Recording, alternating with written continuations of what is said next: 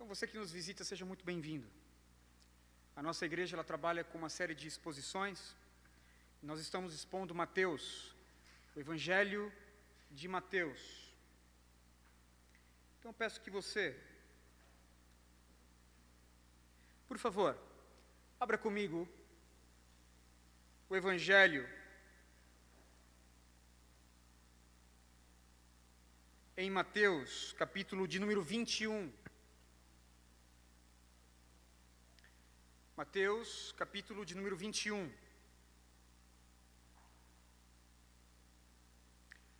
Do verso 18 ao verso de número 22. O sermão dessa noite tem como título O perigo da espiritualidade estéril. O perigo da espiritualidade estéril.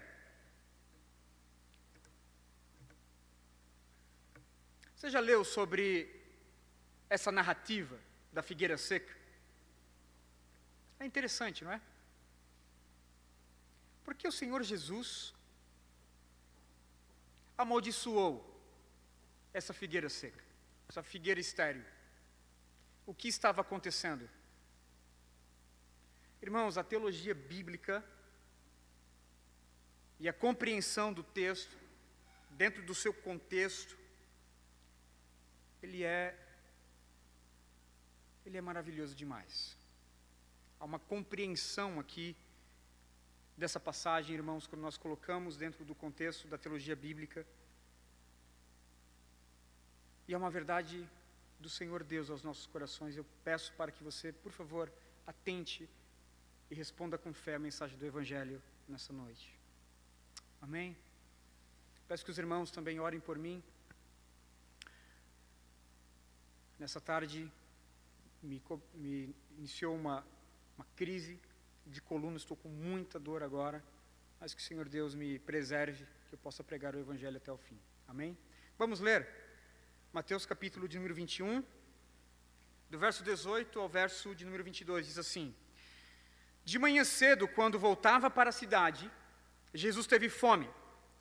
Vendo uma figueira à beira do caminho, aproximou-se dela, mas nada encontrou, a não ser folhas. Então lhe disse: Nunca mais dê frutos. Imediatamente a árvore secou. Ao verem isso, os discípulos ficaram espantados e perguntaram: Como a figueira se secou tão depressa? Jesus respondeu: Eu lhes asseguro que se vocês tiverem fé e não duvidarem, poderão fazer não somente o que foi feito à figueira, mas também dizer a este monte: Levante-se e atire-se no mar, e assim será feito. E tudo o que pedirem em oração, se crerem, vocês receberão. Vamos ao Senhor em oração mais uma vez. Pai, nós queremos dedicar este momento a Ti, Senhor, e precisamos da Tua ajuda, precisamos da Tua intervenção. Ó Deus, se o meu sermão, Pai, não estiver, se meu sermão não ter como fundamento, Senhor, a verdade do Teu Evangelho, ó Deus, esse momento ele será inútil para nós. Mas, por favor, ajuda-me, Senhor, a pregar o Teu Evangelho. Ajuda-me, Senhor, a expor as verdades do Teu Evangelho, Senhor.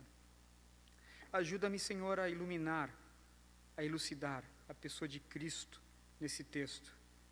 Ajuda-nos, Senhor, a compreender o Teu Evangelho, a amar o Teu Evangelho, Senhor, e ter o Teu Evangelho como uma pérola de grande valor em nossos corações. Por favor, vem falar conosco por meio da fidelidade, Senhor, da exposição.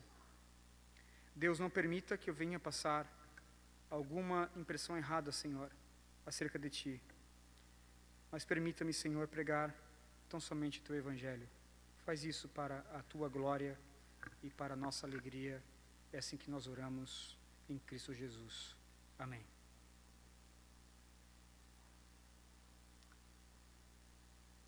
Jesus está mergulhado na sombra da cruz. Neste momento, Jesus está mergulhado na sombra da cruz.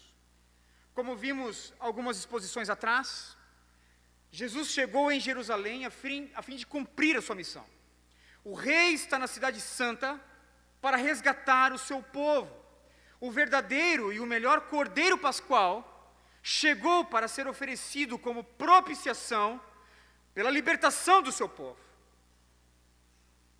Portanto, estamos aqui na sua última semana, nos seus últimos dias, antes de ser preso, julgado, condenado e pregado na cruz. Como nós vimos no sermão passado, ao entrar em Jerusalém, Jesus então se dirigiu ao templo do Senhor, ao templo sagrado. Mas este havia se tornado um covil de ladrões. Um covil de ladrões. Cambistas, irmãos, fraudulentos, haviam armados as suas barracas nos átrios do templo, a fim de vender os seus produtos.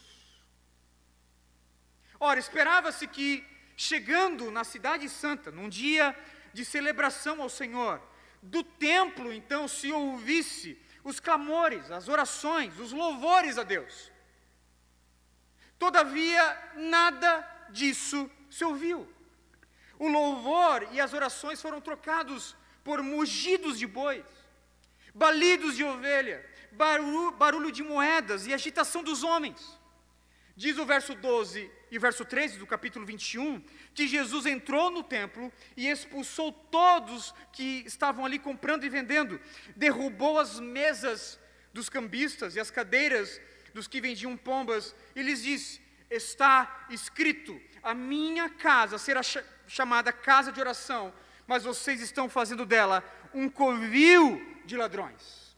Neste evento, irmãos, quando Jesus purifica o templo, literalmente virando as mesas de pernas para o ar, Jesus estava encarnando aqui o zelo do Senhor. Aquilo que o salmista tentou expressar no Salmo 69, verso 9, o zelo da tua casa me consome. Jesus irou-se com o que viu no templo e fez uma faxina completa. Tomado ali por uma indignação santa, violentamente Jesus virou as mesas e as cadeiras de cabeça para baixo, espantou os animais e colocou para fora todos aqueles cambistas. E depois disso, então, nós somos transportados, irmãos, para o verso 18, num evento muito curioso. A maldição que Jesus lança sobre uma figueira seca. E ao analisar, irmãos, todos esses contextos aqui, esses dois eventos, nós podemos concluir que ambos estão conectados numa única mensagem. O que ela representa? O que Jesus ensina aqui, que lições, irmãos, nós podemos tirar nessa perícope da figueira seca, do verso 18 ao verso 22. Praticamente a perícope ela é dividida em dois blocos, do verso 18 ao verso de número 20, o primeiro bloco, e depois verso 21 e 22, o segundo bloco, com uma segunda verdade. A primeira verdade dessa primeira divisão, do verso 18 ao 20, a primeira verdade que salta do texto aos nossos corações é que a falsa espiritualidade está debaixo de maldição. A falsa espiritualidade, ela está debaixo de maldição. Depois de purificar o templo, Jesus saiu de Jerusalém para pernoitar em Betânia, aparentemente na casa de Maria e Marta. No outro dia, cedo de manhã, Jesus já se encontrava em Jerusalém. A cidade que o aclamaria, a cidade que, liderada ali pelos seus sacerdotes, reivindicaria sua morte alguns dias depois. Contudo, ao voltar para Jerusalém, caminhando pela estrada, Jesus teve fome e viu à beira do caminho uma das muitas figueiras ali na região de Betfagé, que significa a casa de figos. Havia muitas figueiras ali. Diz o texto que Jesus caminhou até a figueira e procurou por algum fruto, mas nada encontrou a não ser folhas. Aquela árvore não tinha nada a não ser uma camuflagem. Ela não tinha nada a não ser folhas. Jesus então, ele pronuncia o seu juízo a essa figueira. Aquela árvore aparentemente parecia ter frutos, mas não tinha. Aparentemente parecia boa para prover alimento, mas não provia. Aparentemente parecia ser útil para a necessidade presente, mas não foi útil. Portanto, aquela figueira que, fazendo propaganda de frutos, deles ela estava desprovida. E foi sentenciada então pelo próprio Cristo a ficar sem frutos para todo sempre. O próprio Jesus amaldiçoou essa figueira. Nunca mais dê frutos, nunca mais dê frutos. E o texto nos diz que imediatamente a figueira então secou, sem frutos, sem folhas e agora sem vida. Completamente seca para todo o sempre. Por quê? Porque folhas sem frutos são aparências que enganam, são promessas que fracassam. Porque folhas sem frutos defraudam expectativas e nada pode suprir. Ora, irmãos, o que Jesus deseja ensinar aqui? Obviamente que Jesus é onisciente, é soberano e governa todas as coisas, governa a sua criação. Jesus sabe que essa árvore não é responsável pelo seu próprio fruto. Que responsabilidade moral, irmãos, que responsabilidade moral uma figueira pode ter em não dar o seu fruto? Como Jesus poderia então responsabilizar moralmente essa árvore pela ausência de frutos? Não é o Senhor Deus, Criador de todas as coisas, sustentador de todas as coisas, que dá o vigor e vida às árvores? Não são os frutos, irmãos, um verdadeiro milagre das mãos do Criador? Obviamente que sim. É Ele que dá os frutos na estação própria e proporciona a cada árvore o vigor necessário para dar então os seus frutos. A pergunta é: por que então Ele lança uma maldição sobre essa figueira, sendo ela desprovida de responsabilidade moral para com a sua própria existência e propósito? Irmãos, a resposta para essa pergunta, ela é a cereja do bolo. É o eixo por trás da teologia dessa narrativa. Ora, Cristo já sabe que aquela figueira não tem frutos. Cristo já sabe que aquela figueira não tem frutos. E é exatamente por isso que Ele se dirige a essa figueira. Esse episódio aconteceu, irmãos, aproximadamente no mês de abril. E nesse tempo não havia nada nas figueiras a não ser folhas. Os figos só aparecem no início de julho, agosto. Não era época de nenhum fruto aqui. O que acontecia, irmão, somente no florescimento ali, do mês de julho, agosto, tendo então a sua colheita alguns meses mais tarde. Contudo, mais interessante ainda, irmãos, é que na figueira, os frutos vêm primeiro que as folhas.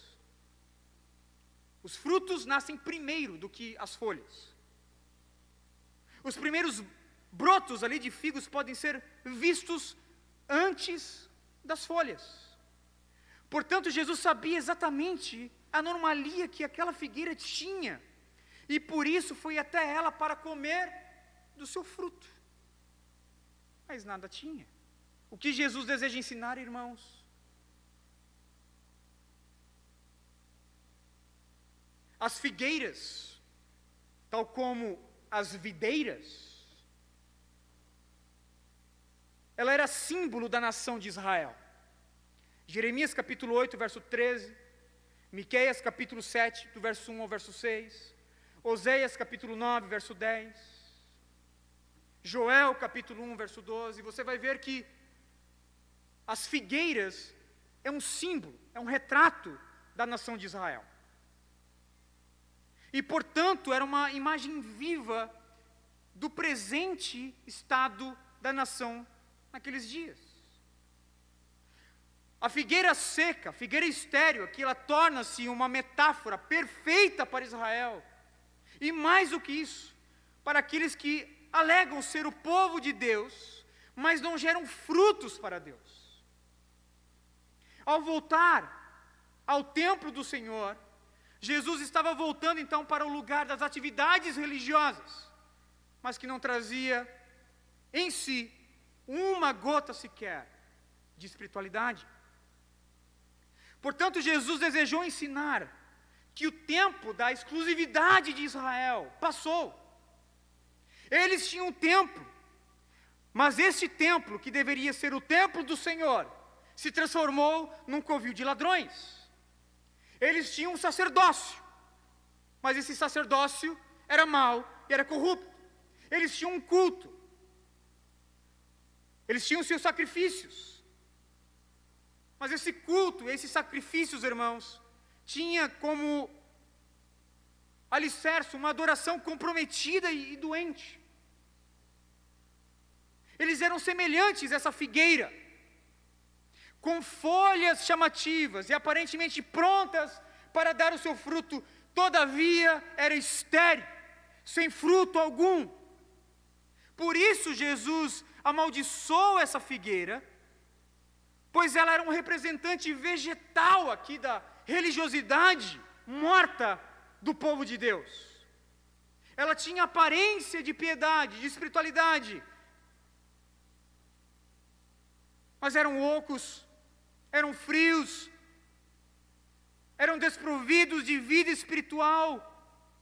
Fato que se comprovou, irmãos, sobretudo na trama que culminou a morte do Filho de Deus.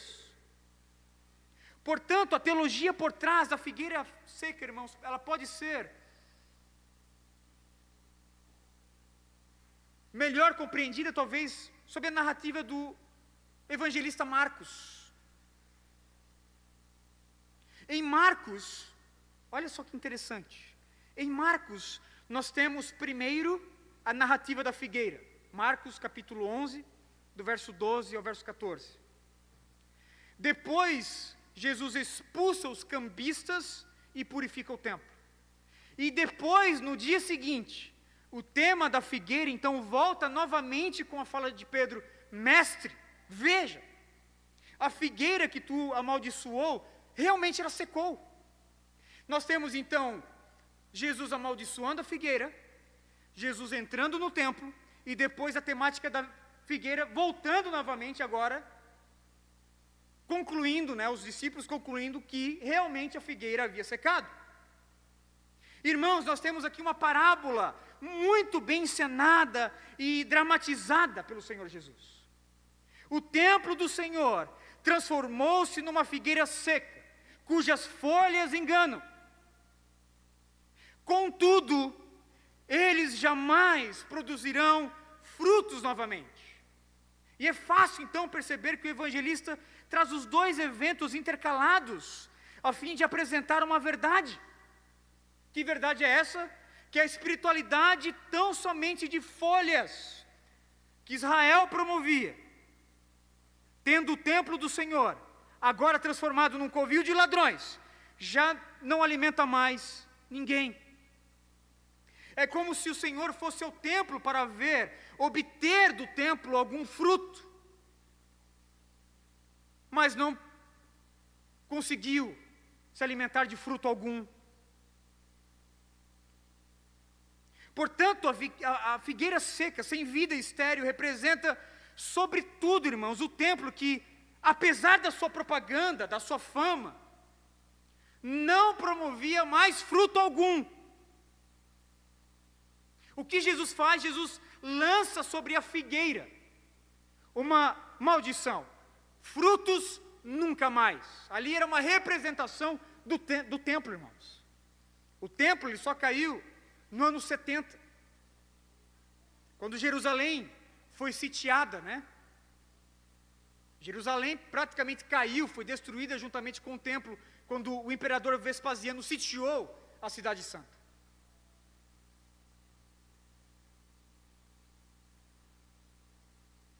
Portanto, veja que a espiritualidade desprovida de frutos está debaixo da maldição do próprio Jesus. A espiritualidade que promete muito, mas nada produz, está amaldiçoada pelo próprio Jesus.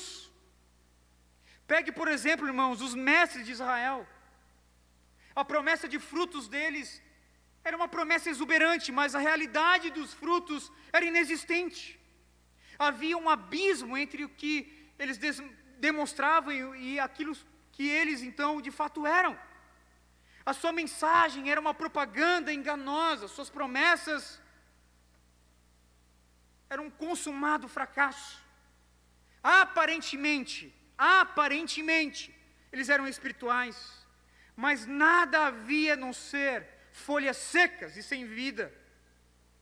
E para essa espiritualidade, irmãos, de aparência, de faz de conta, Jesus lança a sua maldição: frutos nunca mais. É o único milagre de Jesus aqui que ele faz de uma forma negativa. É o único milagre de Jesus que ele faz para a destruição. Diz o texto que a figueira seca,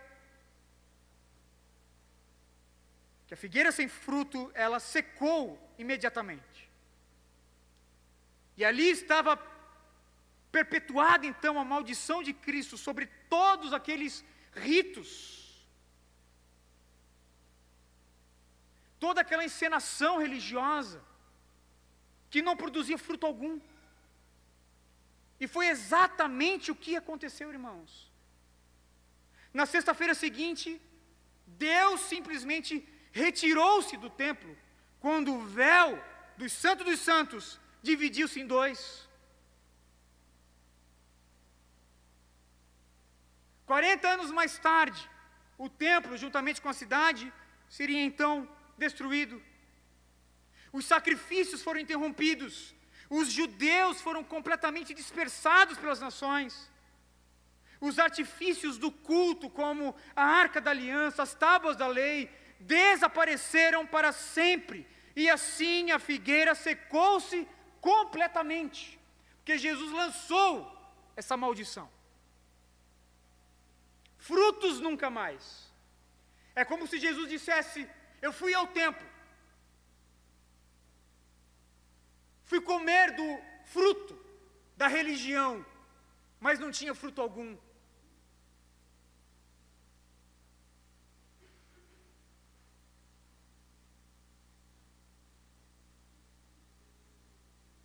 Só tem folhas. A coisa é muito superficial. Há uma defraudação religiosa.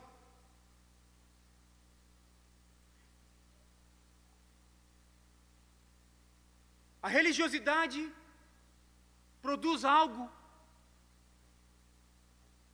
vende algo, discursa algo que não pode suprir.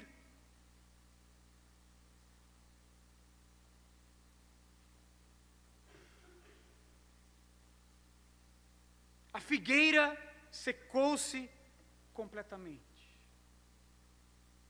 Interessante isso, irmãos. O templo do Senhor, era o coração do povo. Era o coração do povo.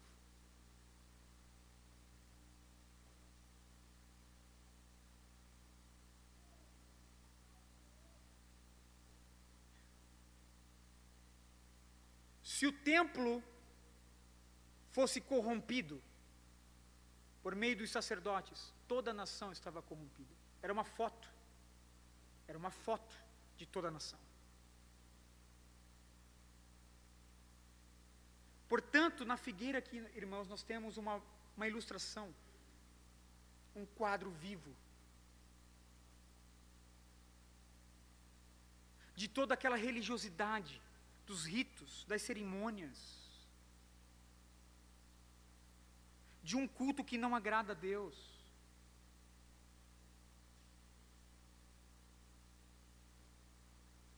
De um faz de conta, de um mecanismo podre, que usurpa dos pobres, que usurpa daqueles mais necessitados, que coloca peso, coloca fardos sobre o povo, vendendo títulos, vendendo bois doentes. Contudo, irmãos, todo esse mecanismo, ele foi amaldiçoado pelo Senhor.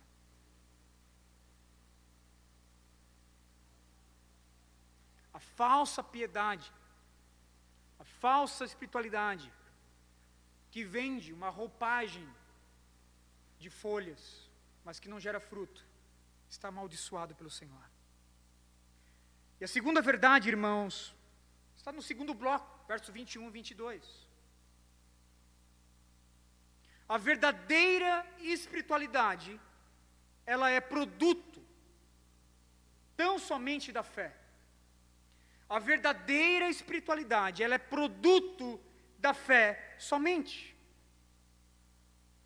Como nós vimos, a falsa espiritualidade, representada aqui pela figueira, ela está debaixo da maldição do próprio Jesus. Por um outro lado, a espiritualidade simples, sem ritos, sem maneirismos, sem pedágios religiosos, desprovidos de todos os artifícios de barganha, tem a fé como o único instrumento aceito por Deus. Veja que Jesus, ele amaldiçoa aquela figueira sem frutos, mas encoraja os seus discípulos a obter uma fé forte, inabalável e potencializada pela oração. Se por um lado os ritos da antiga dispensação foram ultrapassados, irmãos, pela nova ordem agora messiânica em Cristo Jesus, a fé, ela é potencializada pela oração. A fé, ela é potencializada pela oração. E ela pode então mover montanhas. Diz o verso 21, eu lhes asseguro que se vocês tiverem a fé e não duvidarem, poderão fazer não somente o que foi feito à figueira, mas também dizer a este monte, levante-se e atire-se no mar, e assim será feito. E tudo o que pedirem em oração, se crerem, vocês receberão. A fé é algo extraordinário da parte de Deus, irmãos. É um dom extraordinário da parte de Deus. É por meio da fé que Deus realiza os seus feitos na vida dos seus filhos, que creem no seu poder. A fé bíblica é a fé que crê no poder de Deus, na soberania, no controle de Deus. A fé bíblica não é uma fé que crê no poder da fé, mas é uma fé que crê em Deus. Ela se lança na total confiança que tudo pode acontecer, se assim o Senhor desejar, inclusive um monte ser atirado então no próprio mar. E obviamente, irmãos, que Jesus aqui ele se utiliza de uma hipérbole, de um exagero. Ele se utiliza de uma linguagem de exageração para comunicar o real poder da fé e o que Deus pode fazer através dela. Louis Berkhof, o teólogo sistemático, né, tão querido dos presbiterianos, ele vai dizer o seguinte: a fé não é apenas uma questão de intelecto, nem de intelecto e sentimentos combinados. Também é uma questão de vontade, determinando a direção da alma. Um ato da alma que parte rumo ao seu objeto e dele se apropria. Sem essa atividade, o objeto da fé, que o pecador reconhece como verdadeiro real, e como inteiramente aplicável às suas necessidades presentes, permanece fora dele. Essa é a fé que Jesus tem em mente aqui. É uma fé como um dom extraordinário. É uma fé que usa, irmãos, o meu intelecto, o meu sentimento e a minha vontade e me lança as minhas petições a Deus para que Ele faça segundo a sua vontade, os seus propósitos. Hebreus capítulo 11, por exemplo, nos dá ali uma galeria de homens e mulheres que tiveram seus nomes perpetuados pela história porque ousaram crer sem reservas em Deus. O verso 1 de Hebreus 11 nos diz: ora, a fé é a certeza daquilo que esperamos e a prova das coisas que não vemos, pois foi por meio dela que os antigos receberam bons testemunhos. A pergunta é: que testemunhos são esses, irmãos? Hebreus 11 vai nos dar. Abel ofereceu seu sacrifício, e seu sacrifício foi aceito. Enoque foi arrebatado e não experimentou a morte. Noé foi achado em graça por Deus e creu na vinda do dilúvio e na salvação do próprio Deus.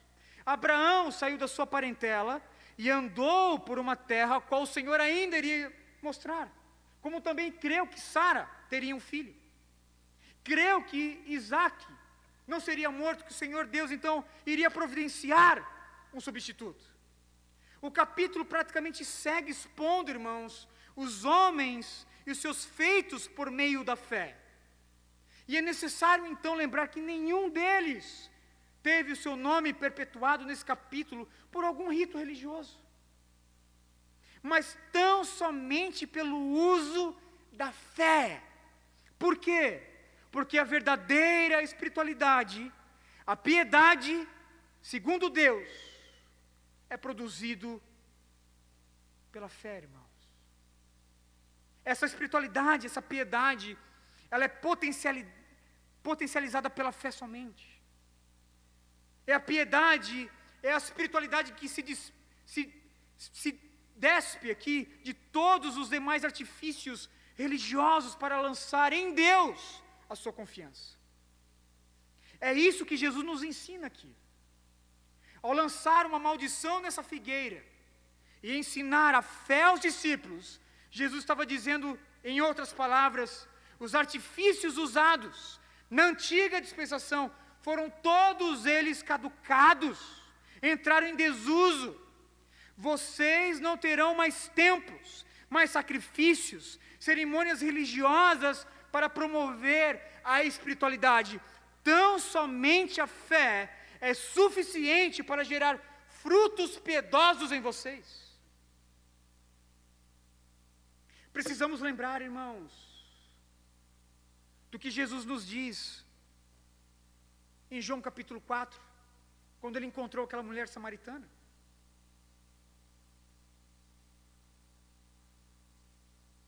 Chega num determinado momento, a mulher samaritana, naquele poço, pergunta a Jesus assim: veja que tu és profeta, então responde, nós devemos adorar a Deus nesse monte ou em Jerusalém?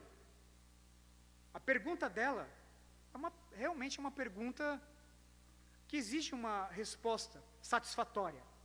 Deus precisa ser cultuado. Como nós vamos cultuar a Deus? Nesse monte aqui em Samaria, o monte Gerazim ou o monte Sião?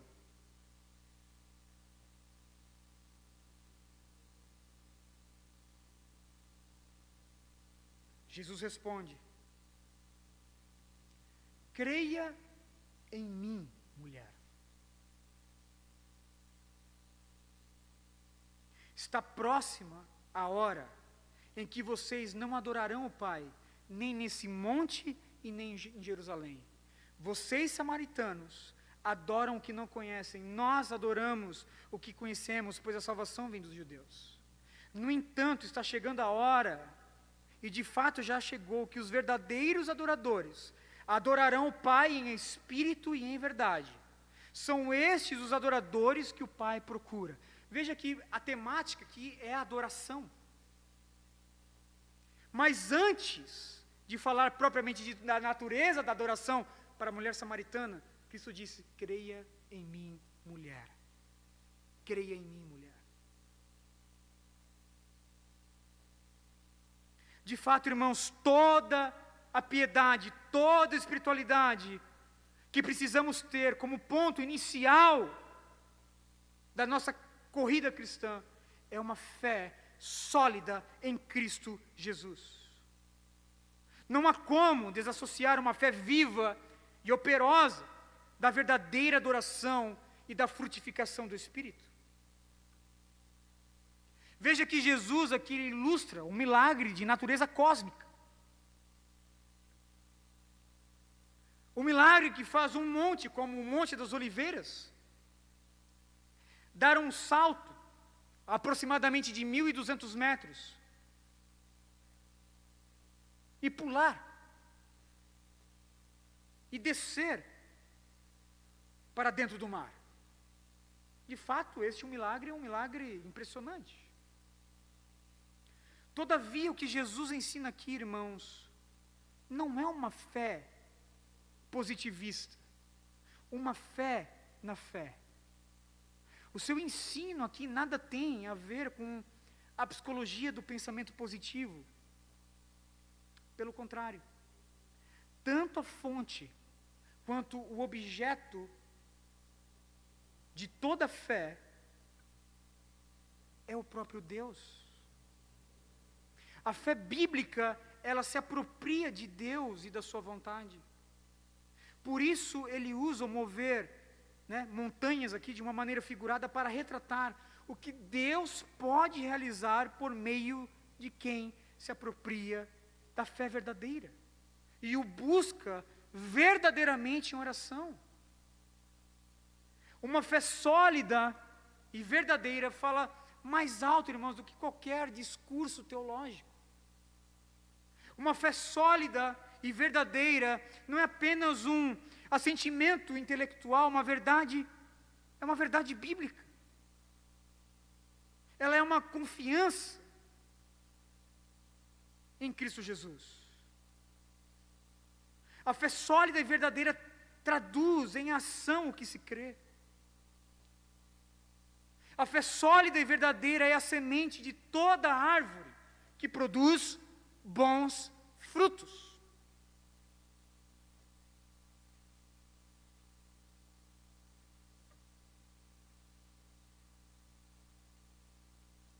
Em sua obra, Institutas da Religião Cristã, João Calvino comenta sobre os frutos da piedade gerado pela fé.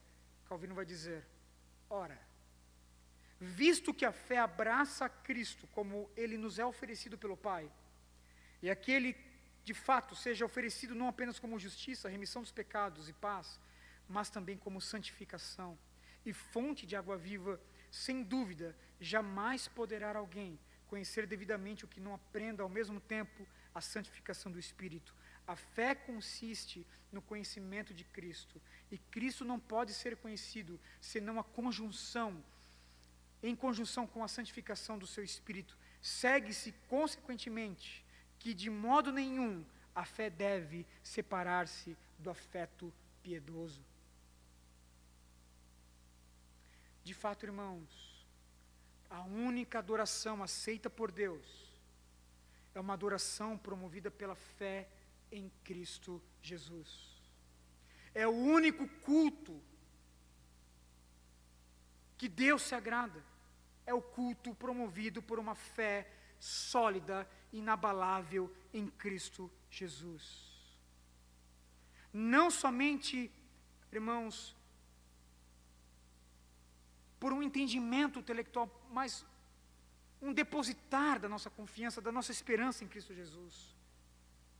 Somente por meio da fé em Cristo Jesus, nós podemos ter uma vida frutífera e vigorosa. Deus não quer camuflagens religiosas. Deus quer uma fé verdadeira.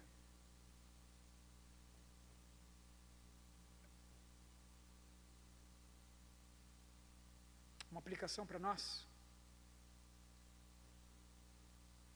Primeiro, abandone de uma vez por todas toda a camuflagem de religiosidade e lance sobre Cristo a sua esperança. Irmãos, por vezes é necessário fazer um check-up espiritual. Por vezes é necessário realizar uma retrospectiva da nossa vida cristã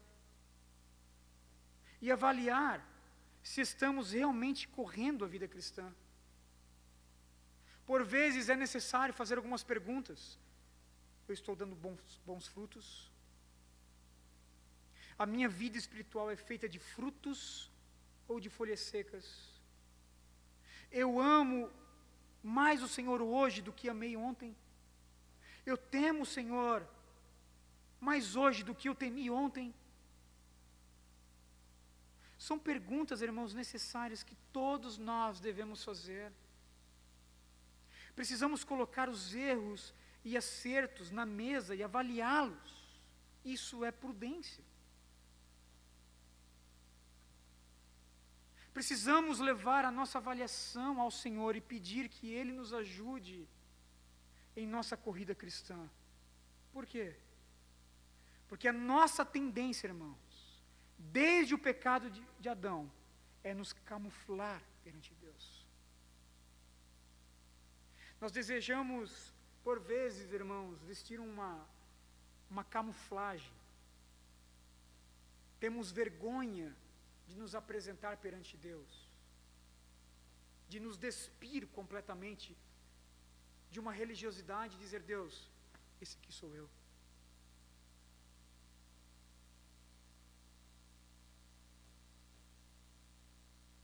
Por vezes nós desejamos nos apresentar perante Deus vestidos cobertos de folhas. Não foi assim, irmãos, lá no Jardim do Éden, quando Adão e Eva se esconderam e fizeram tanguinhas de folhas, do quê? Folhas de figueiras, para se esconder. Gênesis capítulo 3, verso 7. Eles perceberam que estavam nus e tentaram por si mesmos se esconder a sua vergonha de Deus. De fato, irmãos, nós precisamos abandonar essas camuflagens religiosas e viver a verdadeira fé em Cristo Jesus, vestidos com a justiça de Cristo.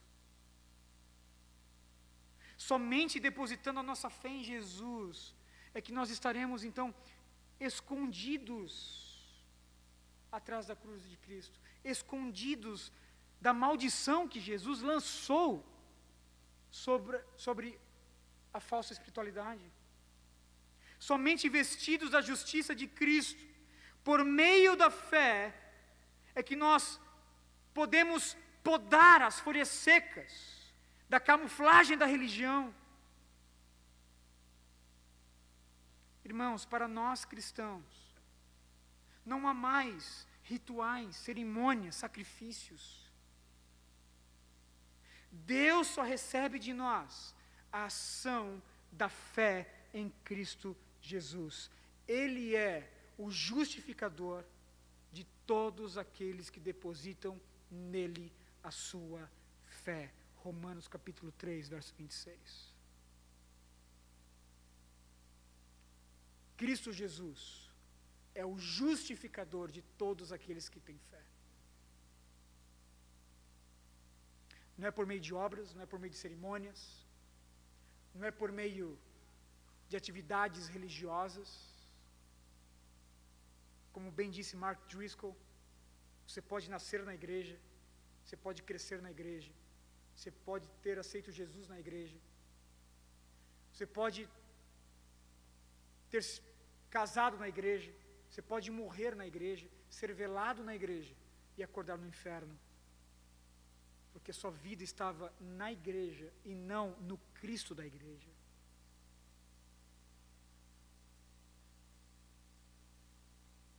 Cristo Jesus é o justo e justificador de todos aqueles que nele depositam a sua fé.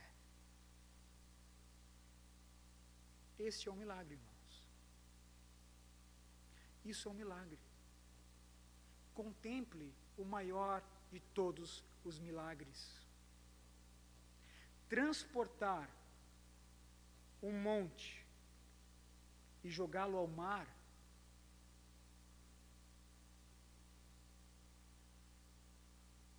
não é tão extraordinário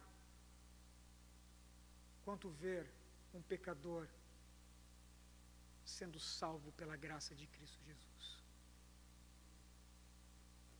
Eis o maior de todos os milagres. Aqui nós temos somente uma hipérbole, um exagero de Cristo. Mas o ensino aqui é sobre a hipocrisia perigosa e a necessidade de encontrar nele a sua esperança. Deixe-me dizer algo para você. Se você está vivendo uma vida religiosa tão somente de aparências, de folhas secas, depositando a sua vida em ritos religiosos, em cerimônias religiosas, como esta aqui, você está correndo perigo.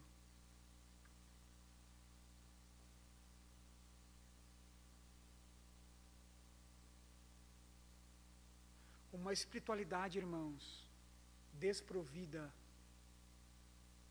da graça de Cristo Jesus, desprovida da justiça de Cristo Jesus, está sob a maldição de Cristo Jesus.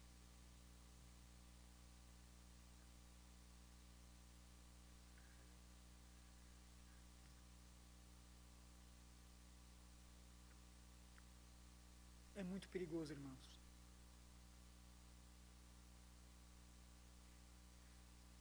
É muito perigoso viver esse tipo de evangelho, de faz de conta. É muito perigoso você colocar uma roupa de crente, aparentemente ter discurso bem polido, teologicamente preciso, ter boas postagens nas redes sociais e ao mesmo tempo ser estéril, seco, oco, desprovido de fruto.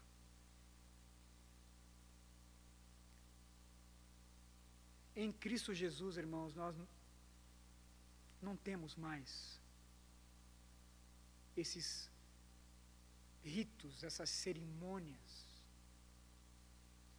Cristo recebe tão somente a fé, simples, tal como ela é. Voltando para Hebreus, capítulo de número 11, você vê ali a galeria dos homens de fé. Aí você diz assim, olha, esses homens foram gigantes, gigantes da fé. Não, foram homens pequenos, falhos, mas que tinham fé. O mais importante, irmãos, mais importante do que ter uma fé grande, uma fé operosa, uma fé extraordinária, é simplesmente ter fé.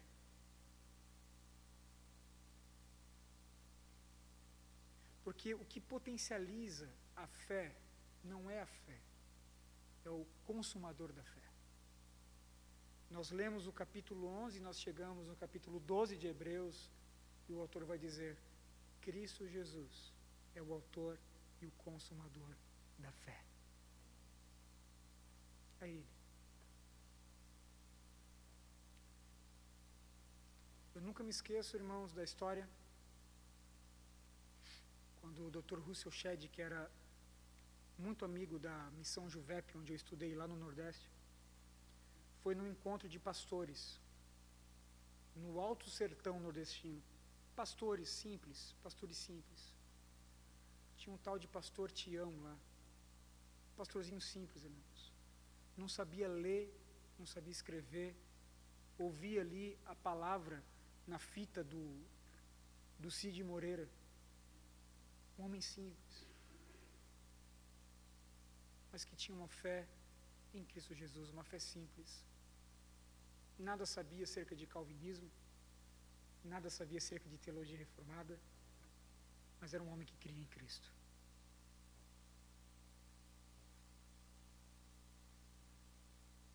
Não era uma figueira seca, não era uma figueira estéril. Precisamos ter fé em Cristo Jesus. Amém, irmãos? Vamos orar? Curve sua cabeça, por favor.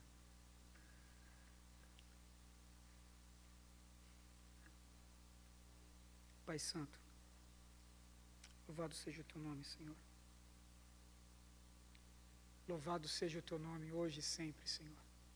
Obrigado pela Tua palavra. Obrigado, Senhor, pela Tua ação, pela Tua indignação, a Tua ira, onde o Senhor expulsou aqueles cambistas, Senhor. Foi impiedoso com aqueles homens, expulsando todos eles, ó Deus, do templo. Nós louvamos a Tua lição, a grande verdade que o Senhor nos ensina. Ajuda-nos, ó Deus, a ter uma espiritualidade sadia. Ajuda-nos, ó Deus, a ter uma piedade verdadeira, Senhor, real mesmo. Ajuda-nos, ó Deus, a ter uma vida além das folhas, mas uma vida espiritual realmente que dê frutos e frutos e frutos. Ajuda-nos, Senhor. Ajuda-nos, ó Deus, a ter fé. Aumenta a nossa fé, Senhor. Pai, expulsa de nós a nossa incredulidade e as dúvidas que passam ao nosso coração. Por favor, ajuda-nos. Precisamos aprender a depender mais e mais de Ti, Senhor. É assim que nós oramos em Cristo Jesus. Amém.